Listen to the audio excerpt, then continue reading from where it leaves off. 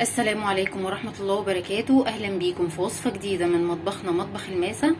النهاردة جاية لكم بصنف خفيف لذيذ سريع جدا في العمايل. هنعمل مع بعض طاجن الرز المعمر. من أحلى الأكلات اللي ممكن تاكليها، وإحنا في الشتاء كمان هيبقى حلو جدا. ممكن تاكلي جنبه لحوم، ممكن تاكلي جنبه مشويات زي ما انتي بتحبي. تابعي معايا الفيديو للاخر، واوعي تتفرجي على الفيديو الاول وتسيبه، لا تابعيه للاخر عشان تعرفي التكات اللي ممكن تنجح معاكي وتعمل معاكي الوش الهايل اللي انت شايفاه من الرز المعمر. واللي لسه لاول مره يتابعني واول مره يشوف القناه، يتفضل بعد اذن حضراتكم يعمل لي لايك وشير ويفعل لي زر الجرس عشان يوصل له كل جديد. ونبدأ ونقول المقادير. بسم الله. عايزين بس نقرب نشوف جمال الرز المعمر. فعلا فعلا هايل، وهم مش هقول لكم جماله الا اللي لو جربتيه هتعرفي انا بتكلم عن ايه. ونقول بسم الله. نبدأ مقاديرنا وتابعي معايا الفيديو للاخر، مش هعيدها تاني ويلا بينا. هنبدأ المقادير ونقول بسم الله. معانا دول حوالي 3 كوبايات من الرز المصري مغسول كويس جدا ومتصفي ميته.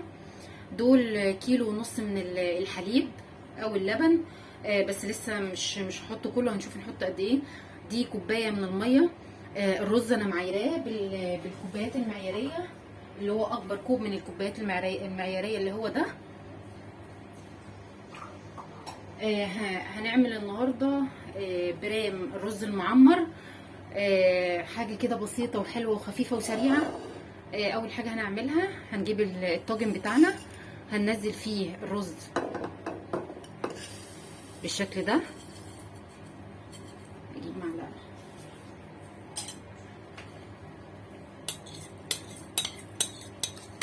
هننزل كل الرز، هنكون مصفيينه كويس جدا ومغسول.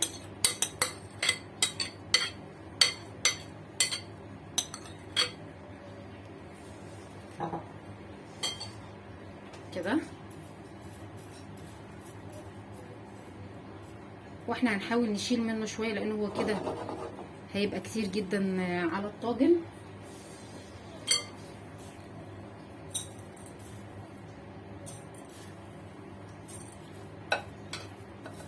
لان احنا لازم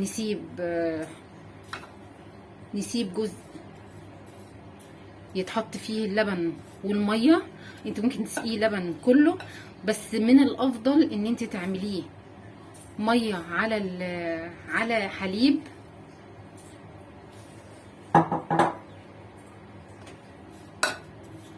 يعني دول حوالي تقريبا كوبايتين ونص من الرز. هنبدأ دلوقتي نضيف عليهم معلقه صغيره من الملح او اقل من معلقه صغيره. في ناس بتضيف عليه سكر، بس انا بصراحه مش بحب احط عليه سكر.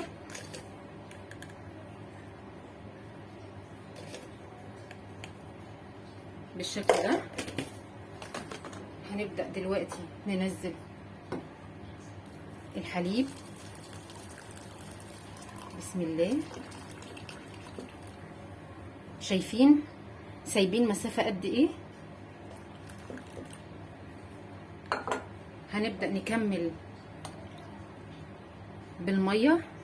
لو عندك قشطة ضيفي قشطة، بس انا ما عنديش قشطة. انا في حاجة بحب اعملها. انا ما بحبش ازود السمنه بتاعتنا في الاول، لا انا بسيبه يدخل الفرن عادي جدا، وبعد كده بضيف له السمنه بتاعته بعد ما ياخد الوش ويستوي.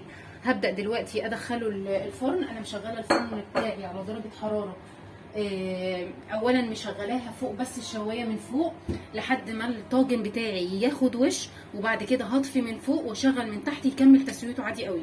عادي جدا. حابه تشغلي من تحت ومن فوق شغلي، بس انا بحب اعمل الطريقه دي. انا مشغله فرني دلوقتي من فوق الشوايه لحد ما يديله وش. هدخله الفرن واوريها لكم.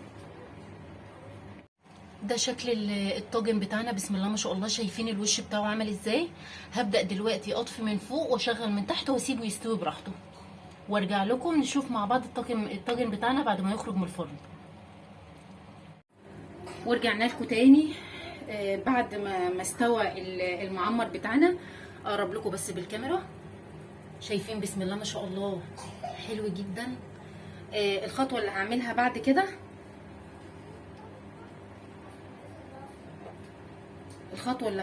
بعد كده، هبدا اجيب السمنه بتاعتي.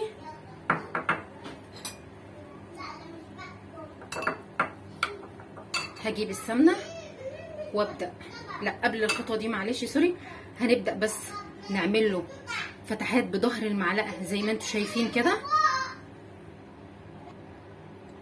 هبدا دلوقتي اعمل بظهر المعلقه بالشكل ده، وابدا اجيب السمنه بتاعتي دي سمنه بلدي بس بقري صفرة، وابدا هنزلها بالشكل ده كده.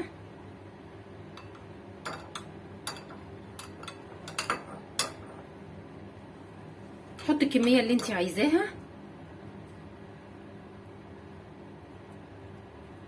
هي هتسيح من نفسها اصلا كده. جربيه بطريقتي، واللي لسه داخل لاول مره واول مره يشوفني وما ينساش يعمل لي لايك ويفعل لي زر الجرس ويشترك في القناه عشان يوصله كل جديد من اشعاراتي. هنبدا دلوقتي الخطوه اللي بعد كده.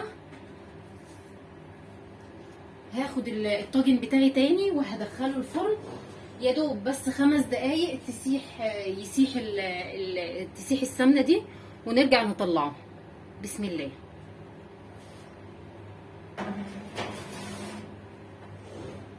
هنسيبه بالظبط زي ما قلت 5 دقايق ونرجع نوريهولكم.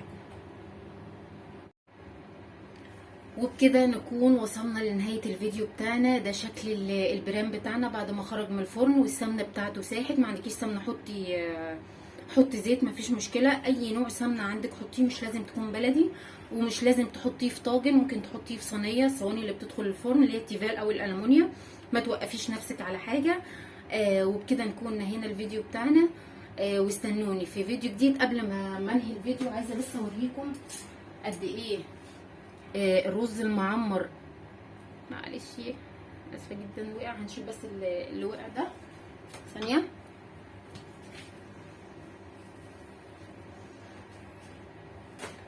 عايزه اوريكم قد ايه بس الرز مفلفل من جواه. بصي قد ايه الرز مفلفل جدا، حلو قوي. وبكده يبقى الفيديو بتاعي خلص. واستنوني في وصفه جديده وطبخه جديده من مطبخنا، مطبخ الماسة. واللي عايزني اعمل اي وصفه يبعتلي في الكومنتات وانا هعملها باذن الله. مع السلامه.